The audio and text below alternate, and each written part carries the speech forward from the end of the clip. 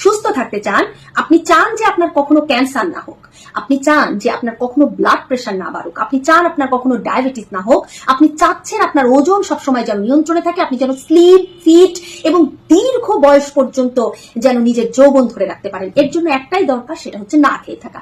কতক্ষণ না খেয়ে থাকা? 16 ঘন্টা না খেয়ে থাকা। 16 ঘন্টা না খেয়ে থাকবেন, 8 ঘন্টা খাবেন। এই 8 ঘন্টার মধ্যে কতক্ষণ খাবেন? দিনে 2 বার খেতে পারেন সর্বোচ্চ। 2 বার কিভাবে খাবেন?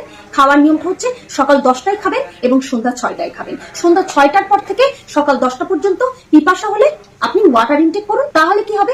অটোফেজি সিস্টেম চালু হবে। অটোফেজি চালু হলে কি হবে? আমাদের কোষের অভ্যন্তরে যে আছে লাইসোজোম, এই লাইসোজোম কাজ করা শুরু করবে এবং সে নিজেই আপনার শরীরের সমস্ত মৃত কোষগুলোকে খেয়ে ফেলবে, সমস্ত ক্যান্সার কোষগুলোকে নিজেই খেয়ে ফেলবে।